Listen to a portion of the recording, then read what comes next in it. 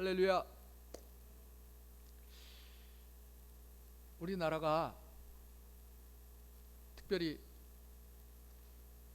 이번에 코로나19 방역을 잘한 나라 중에 한 나라인 것은 분명한 것 같아요. 아마 지금 서울에서 조금 심하게 번지고 있는데 그것만 잘 잡게 되면 아마 이 코로나가 한국에서는 종식이 되어지지 않을까 하는 생각이고요. 문제는 필리핀입니다. 필리핀이 의외로 굉장히 많이 늘어나고 있어서 2만 5천 명이 넘어가고 있습니다. 브라질, 이집트, 러시아 굉장히 극성을 부리고 있는데 이 또한 하나님께서 은혜 주셔서 코로나19가 전 세계적으로 종식되어질 줄로 믿습니다. 이렇게 봉쇄가 오래 되다 보니까 경제활동도 제대로 못하고 상당히 어렵고, 여러분 보시다시피 우리 성도들도 많지 않고 한국을 다 가고 이렇게 했는데도 불구하고 감사하게도 우리 한국에 가신 분들이 우리를 기억하시고 조금씩 헌금을 보내주시더라고요. 우리 김태전 장로님이 그렇게 하시고, 또 여기서도 열심히 수고하고 애쓰던 정재철 양정란 집사님께서도 우리를 기억하시고 또 헌금을 해주시고, 또 김경미 집사님도 얼마 되지 않지만 제가 1년 동안 조금씩 후원하겠습니다 이러면서 우리를 기억해 주시는 분들이 꽤 있더라고요. 우리 성도님들 가운데서도 가셔서 우리 김정숙 권사님 이런 분들이 이렇게 계속해서, 우리 한경숙 집사님 이런 분들이 계속해서 헌금을 해주시고 있어서 우리가 적은 무리가 이곳에 있지만 우리 교회가 등치가 크잖아요. 그러니까 그냥 있는 게 아니고 이것도 월세도 내야 되고, 우리 필리핀 전기세 물세가 얼마나 비싼지, 전기세가 진짜 너무너무 비싼 것 같은데 그런 것들을 감당할 수 있게 해주셔서 얼마나 감사한지 모릅니다. 여러분들도 힘내시기 바랍니다. 우리를 도와주시는 분들도 있고 우리를 위해서 기도하시는 분들도 있고, 우리 성도들이 잘 되기 위해서 저도 늘 기도하고 있습니다. 아마 하나님께서 특별히 우리의 기도를 들으시고 응답해 주실 것을 믿습니다. 우리나라 기독교인들이 서양의 기독교인 크리스찬에 비해서 이 행위적인 면에서 좀 약하다라고 하는 말을 오래전에서부터 들어왔습니다. 기독교인이라고 해서 약속을 틀림없이 지키는 것은 아닌 것 같다는 생각이 듭니다. 요사이는 기독교인들 끼리끼리에서도 서로를 믿지 않는다 그럽니다. 아마 우리 성도는 아닌 것 같아요. 특별히 스스로 자기가 장로네 집사네 하고 내세우는 사람들 치고 상식 이하의 사람들이 많답니다. 믿음 좋아 보이는 사람들, 특별히 평상시에 그냥 할렐루야 아멘을 주여를 입에 담고 사는 그런 사람들, 그저 맥없이 이런 소리를 하고 다니는 사람들, 그런 사람일수록 더 믿을 수가 없다는 겁니다. 어떤 분이 법정에서 상대편 변호사가 무슨 교회 장로다라는 소리를 듣고 내심 안심을 했다 그래요. 상대편 변호사가 장로님이시니까 기독교인이니까 좀 괜찮겠다 이렇게 생각을 했나 봅니다. 그래서 그 법정에서 이 변호사가 바른 말을 할 것이다 이렇게 믿었습니다. 그런데 법정에서 이 변호사가 말이죠, 장로님이 완전히 거짓말을 아주 태연하게 하는 것을 보고 충격을 받았습니다. 그래서 나중에 그 장로님에게 물었답니다. 아니 변호사님은 무슨 교회 장로님이시라면서요? 아니 근데 장로님이 그렇게 거짓말을 하고도 두렵지가 않습니까? 아니 하나님을 믿기는 믿는 것입니까? 그렇게 물었답니다. 그런데 이 장로님이라고 하시는 분이 하는 대답이 더 놀라웠답니다. 이분이 하는 소리가 그래도 나는 예수 믿기 때문에 천당 갑니다 하더랍니다. 선행이 아니라 믿음으로 구원을 받는다는 것입니다. 우리 여기서 이분의 이야기를 한번 짚고 넘어갈 필요가 있습니다. 그래도 나는 예수를 믿기 때문에 천당 간다. 즉 선행이 아니라 믿음으로 구원을 받는다는 이 말, 만약에 이 말이 맞는다고 한다면 예수 믿는다는 것은요, 예수 믿는다는 것, 이것이 무슨 짓을 해도 괜찮다라고 하는 보증서가 되는 겁니다. 장로라고 하니까 일주일에 몇 번씩 교회에 다녔을 거 아니에요. 교회 갔을 거 아닙니까? 새벽 기도도 했을 것이고 수요 예배도 드렸을 것이고 철야 예배도 드렸을 겁니다. 또 간혹 이 단상에서 대표 기도도 했을 거라고. 그러면서 세상의 법정에서는 거짓말을 하고 약한 사람에게 엄청난 손해를 준다고 한다면, 그리고서는 하는 소리가 우리 주님은 은혜의 주님이시니까 다 용서해 주신다고 자위를 하면서 산다고 한다면 정말 그분이 예수를 믿는 사람인지조차 의심스럽지 않을 수가 없는 겁니다. 여러분, 신앙생활, 예수는 그렇게 편한 대로 믿는 게 아닙니다.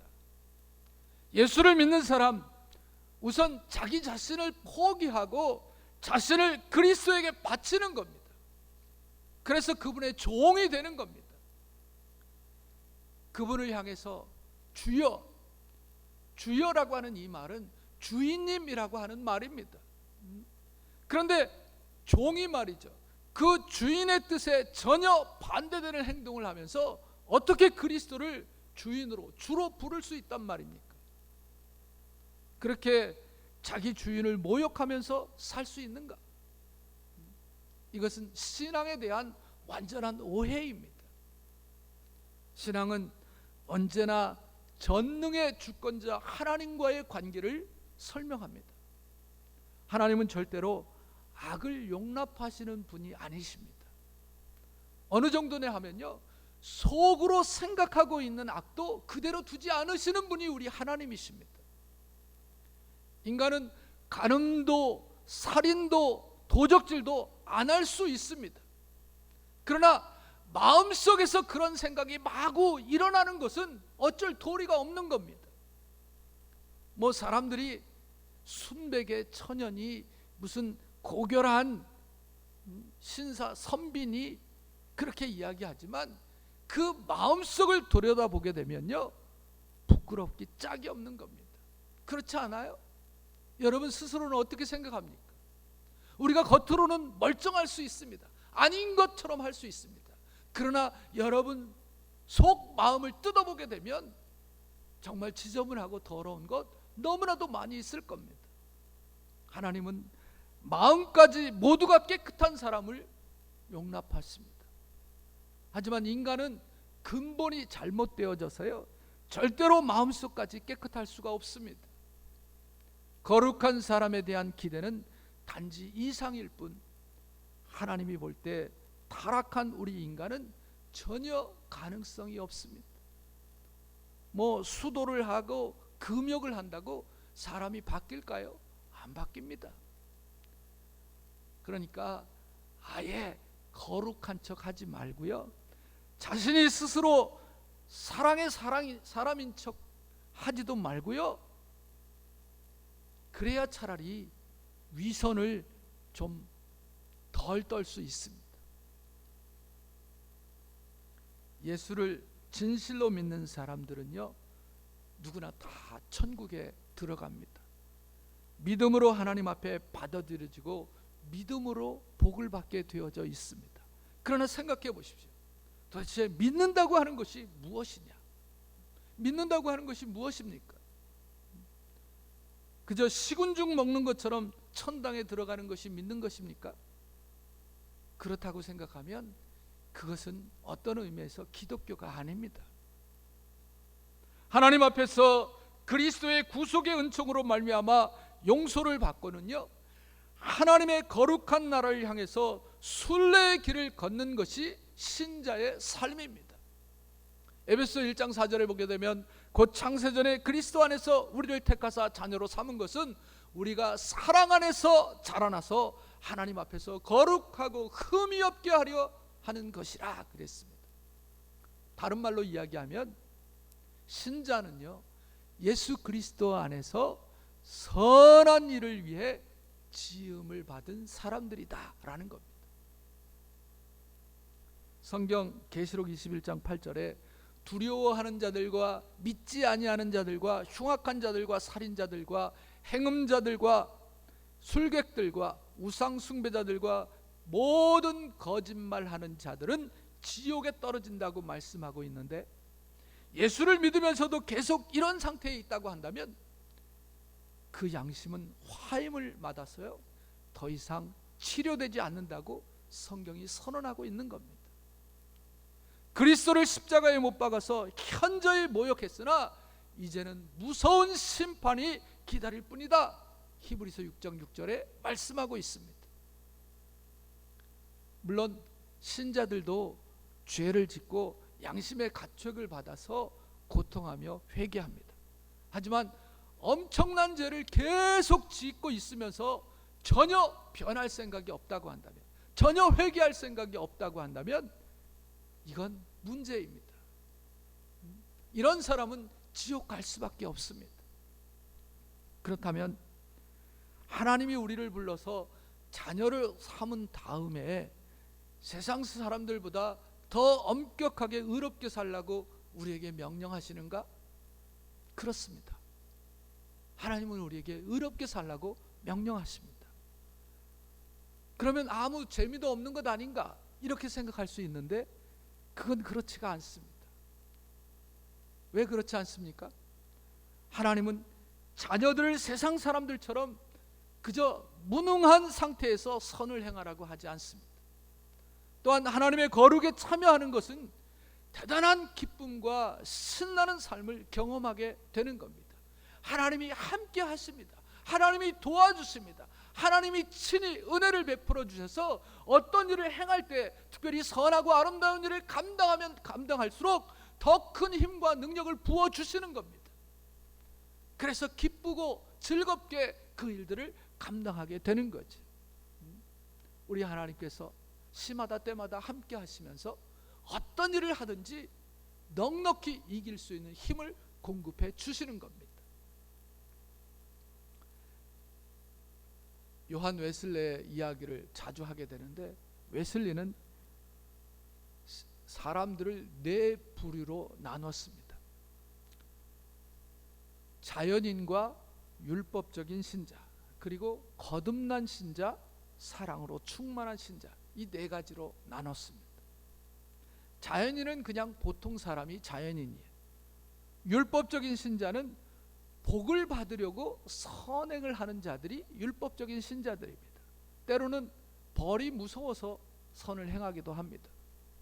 여하튼 간에 자기가 어떤 행동을 함으로 그 대가를 기대하고 있다고 한다면 이 사람은 율법적인 신자입니다. 바리새인들이 이 부류에 속합니다. 이 부류의 사람들은 어떤 의미에서 도덕적으로는 굉장히 훌륭합니다. 세 번째, 거듭난 신자들, 죄를 용서받고 하나님의 영을 받아들인 사람들입니다. 겉보기에는 아무것도 다르지 않지만 영적으로 새로 태어난 사람들이죠. 이런 사람들은 그리스도가 하신 일들을 자기 것으로 삼고 순전히 그의 힘으로만 살기로 결심한 사람들입니다. 물론 거듭난 이 신자들도 율법적인 사고에 사로잡힐 수도 있습니다. 또한 이 단계에서도 율법적인 사람들보다 선행이 약할 수도 있습니다. 마지막으로 사랑이 충만한 신자들, 이 사랑이 충만한 신자들, 사실 이것이 오늘 우리들이 지향해야 할 목표입니다. 이 사랑으로 충만한 사람들은요, 그리스도의 사랑이 그 안에 있어서 그 자체로도 큰 기쁨이 됩니다. 그리고 더 큰 기쁨은 이 사랑이 점점 더 우리 안에서 커진다는 점입니다.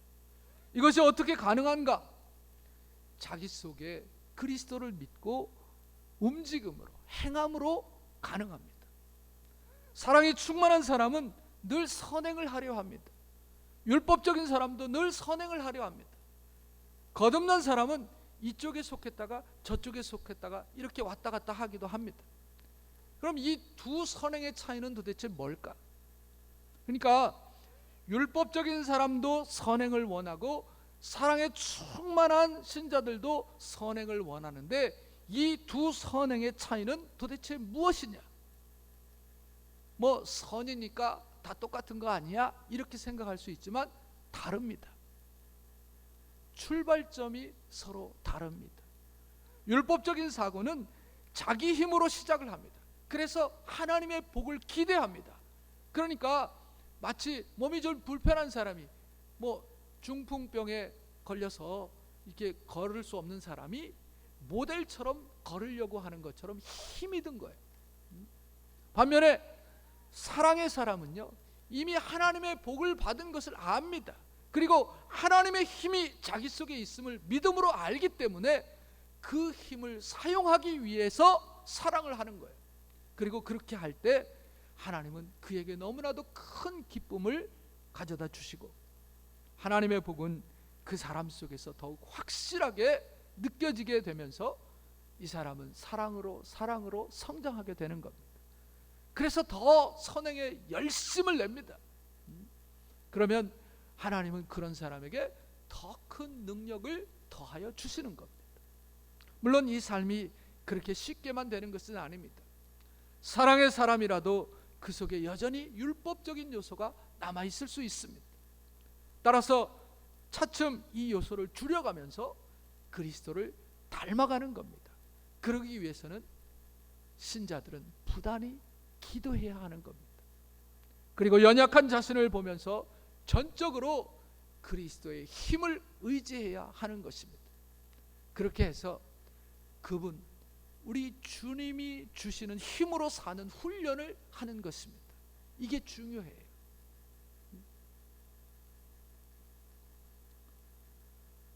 우리는 다 믿음을 가졌다고 말합니다. 그러나 성경은 믿음에는 산 믿음이 있고 죽은 믿음이 있다 말씀하고 있습니다. 바로 행함이 없는 믿음이 죽은 믿음이다. 그래서 주님께서 마태복음 16장 26절에 사람이 만일 온 천하를 얻고도 제 목숨을 잃으면 무슨 유익이 있겠느냐, 무엇이 유익하겠느냐 말씀했습니다. 그러니까 죽은 믿음은 자기를 구원할 수 없는 그런 믿음입니다. 그러니까 주님께서 사람이 만일 온 천하를 얻고도 자기 목숨을 잃으면 무슨 유익이 있겠느냐 그렇게 말씀하신 것입니다. 믿음이라고 하는 것은 교리를 시인하고 고백하는 것만을 의미하지 않습니다. 믿음이란 머리의 문제도 입의 문제도 아닌 마음의 문제입니다. 마음으로 불신앙의 생활을 뉘우치면서 자기의 죄를 자복하고 예수 그리스도를 구주로 받아들이고 거듭나는 게 믿음입니다. 이런 자들에게 행함은 자연스럽게 따라오게 되어져 있는 겁니다.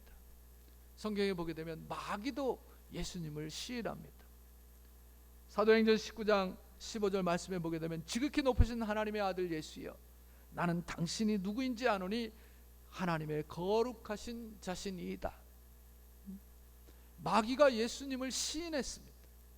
이렇게 지식적으로 승인했다, 시인했다고 해서 믿음을 가졌다고 할 수는 없습니다. 그러니까 믿음은 마음으로 믿고 그리고 그 믿음대로 삶 속에 행하여야 한다라고 하는 거죠. 산 믿음은 행동을 동반한 믿음입니다. 지금이야 뭐 기계들이 많이 발전을 해서 괜찮겠습니다만 예전에는요, 이 아이를 갖게 되면 이 아이가 남한지 여한지 알 수가 없었습니다. 제가 우리 큰 딸을 낳고 둘째 딸을 낳을 때 기왕이면 아들을 낳았으면 좋겠다. 첫째는 딸을 낳았으니까 우리 다현이는 아들이었으면 좋겠다 그랬어요. 그런데 가서 이렇게 그 잘 보이지도 않는 그 뭡니까 초음파 탐지기를 딱 했는데 얘가요 막 통뼈야 통뼈. 뼈가 말이죠 얼마나 큰지 이건 분명히 아들이라는 거야 의사가. 그래서 신이 났을까 안 났을까요? 신이 났죠. 아들이라니까. 그래 신이 나서 왔어요. 그 다음에는 여러분 그 다음에는 제가 저희 집사람에게 여보 초음파 이제 하지마. 얘는 아들이야. 분명히 아들이야. 내가 보니까 뼈가 막 그냥 막 내 뼈보다 훨씬 더 굵은 것 같아. 얘는 아들이야. 그러니까 걱정하지 마. 그리고 묻지도 따지지도 않았어요. 근데 나 보니까 딸이더라고. 이게 말이죠. 남아인지 여아인지는요 나 봐야 알아. 나 봐야 알아. 지금도 간혹 틀린대. 뭐 비교적 정확하다고 하는데 말도 잘 안 해줄 뿐더러 알려고 할 필요도 없어요. 뭐 딸이면 어떻고 아들이면 어때요. 어떻든 태아가 남아인지 여아인지는 분만할 때 아는 것과 같이 산 믿음인지 죽은 믿음인지는요 어떤 사건이 발생할 때 그의 믿음이 행동화되는가 아닌가에 달려 있습니다. 오늘 14절 말씀해 보게 되면 믿음이 있노라고 하고 행함이 없으면 무슨 유익이 있으리요. 그 믿음이 능히 자기를 구원하겠느냐 그랬습니다. 신자의 믿음은요 하나님이 주신 은혜의 선물을 받는 거예요. 그 행실은 남들에게 사랑을 내어줌입니다. 그렇게 될 때 믿음은 산 믿음이 되고 자기에게 유익이 되는 겁니다. 이러한 야고보의 사상은 바울에게 있어서도 마찬가지입니다. 바울은 고린도전서 13장 2절에서 산을 옮길 만한 모든 믿음이 있을지라도 사랑이 없으면 내가 아무것도 아니다 그랬어요. 이게 바울 사상의 대표적인 표현입니다. 행실이 우리의 구원의 공로는 될 수 없지만 구원을 얻게 하는 믿음의 증거품은 되는 겁니다. 15절 18절 말씀해 보게 되면 만일 형제나 자매가 헐벗고 일용할 양식이 없는데 너희 중에 누구든지 그에게 이르되 평안히 가라 더웁게 하라 배부르게 하라 하며 그 몸에 쓸 것을 주지 아니하면 무슨 유익이 있으리요. 이와 같이 행함이 없는 믿음은 그 자체가 죽은 것이라 오늘 본문은 말씀하고 있습니다. 사람이 말로만 다른 사람에게 봉사하는 일 얼마나 많은지 몰라요. 여러분 말로만 많이들 하죠. 요즘 뭐 립 서비스라 립 서비스, 립싱크가 아니라 립 서비스. 가수들도 목이 나쁘고 뭐 노래가 잘 안 나오고 그러면요 녹음해 놓은 거 탁 틀어놓고 입만 뻥긋뻥긋 립싱크를 한다. 근데 요즘 많은 사람들이 이 립 서비스를 많이 해요. 그냥 말로만 아유 그래 그랬어 먹으면 되잖아 먹어야지 먹어야 살아 말로만 말이죠. 근데 여러분 말로만 안 되고요 물질이어야만 도움이 될 수 있는 가난한 자에 대해서 말로만 평안히 지내라고 부탁하는 것은 어떤 의미에서 도리어 가증스러움이 되는 겁니다. 야고보는 여기서 행함이 없는 믿음은 그 자체가 죽은 것이라고 강조하고 있습니다. 여기 믿음이 죽었다고 하는 이 말은요 죽은 자와 같이 믿음이 아무런 선한 동작을 행위를 가지지 못함을 가리키는 겁니다. 여러분 산 믿음은요 영의 일과 육의 일을 분별할 줄 압니다. 로마서 8장 5절에 말씀해 보게 되면 육신을 쫓는 자는 육의 일을 영을 쫓는 자는 영의 일을 생각하나니 육신의 생각은 죽은 것이요 영의 생각은 생명과 평안이니라 말씀하고 있습니다. 영에 속한 자는 세상에 취하지 않습니다. 세상에 취한 사람은요 하나님의 일보다 육의 일을 중히 보고요 천국의 소망보다 세상의 재미를 더 보려고 합니다. 그러니까 오늘 이 자리에 안 나온 사람들도 사실 주님 앞에 나와서 예배 드리는 것보다 세상의 재미를 더 크게 느끼는 거야. 그러니까 놀러 가는 거지. 그러니까 자치기 하러 가고 그런 거지.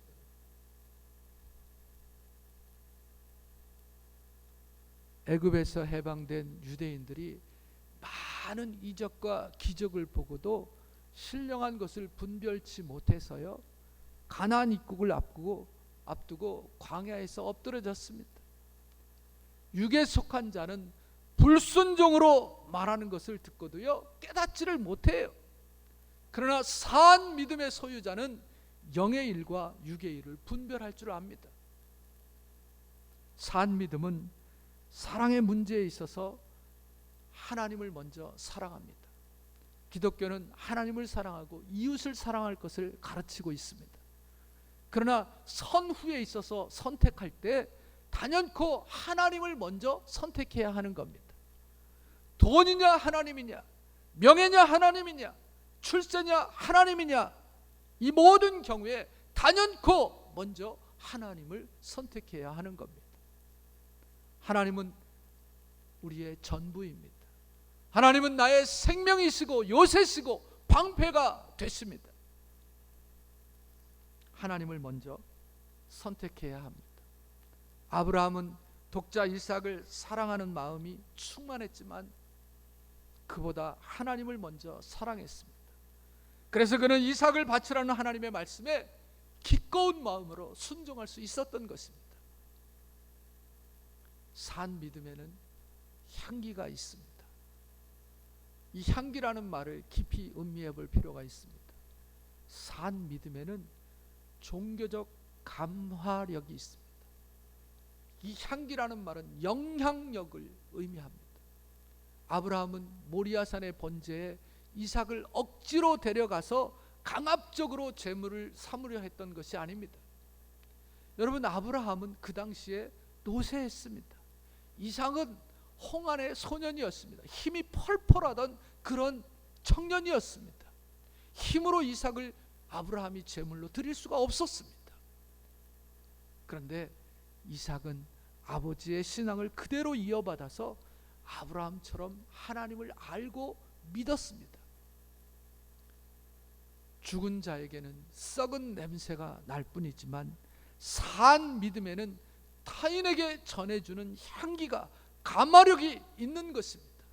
그래서 이삭이 아브라함의 그 믿음을 이어받아서 순순히 결박을 받고 제물로서 드려지게 되었던 거지.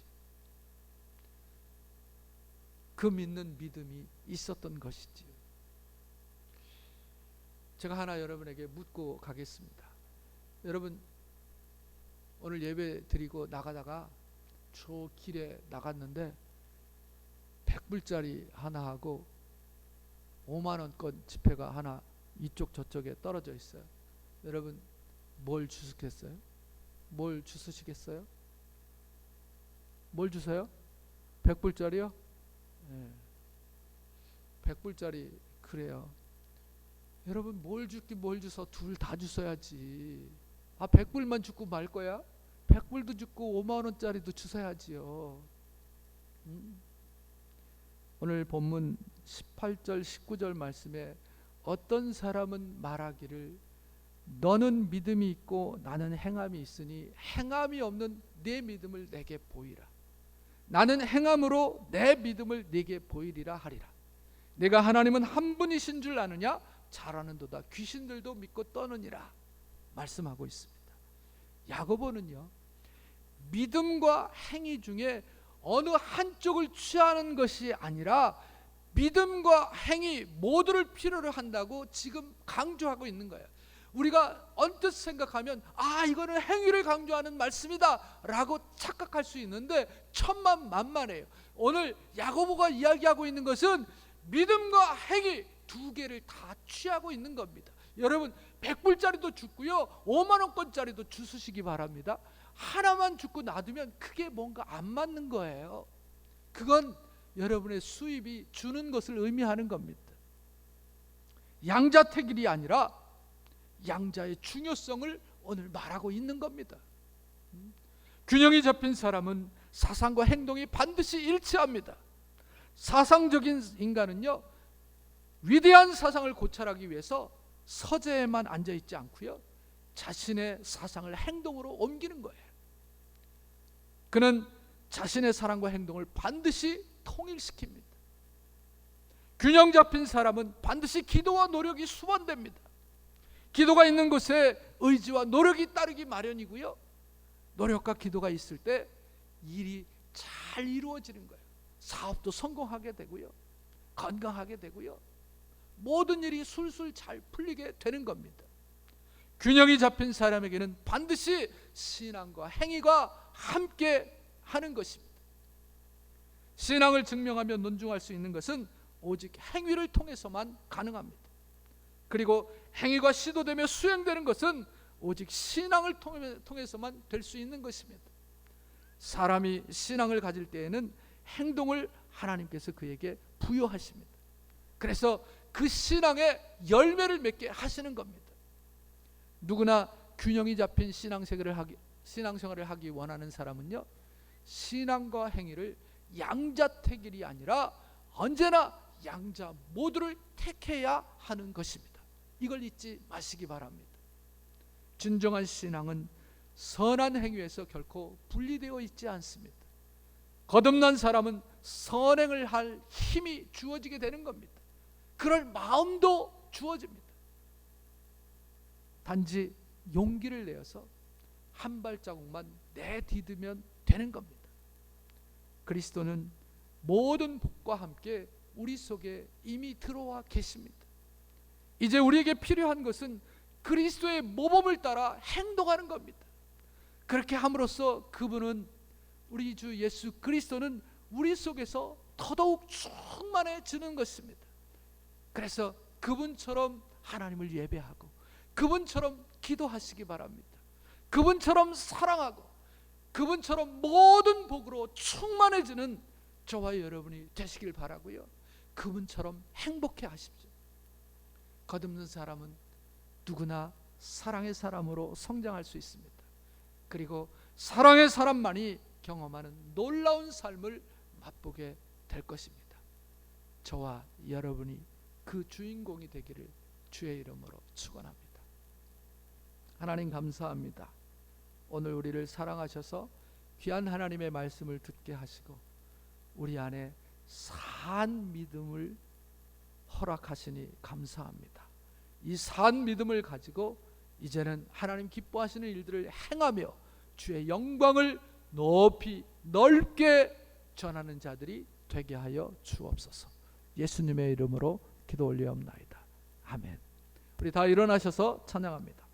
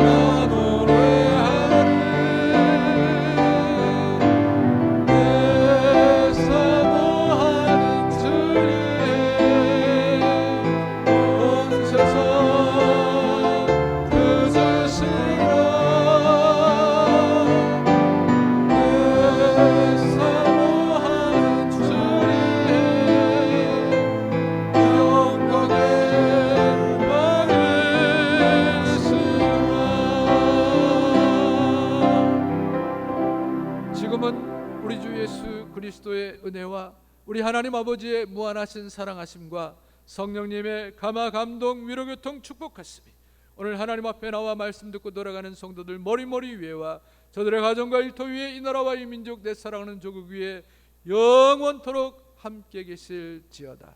아멘.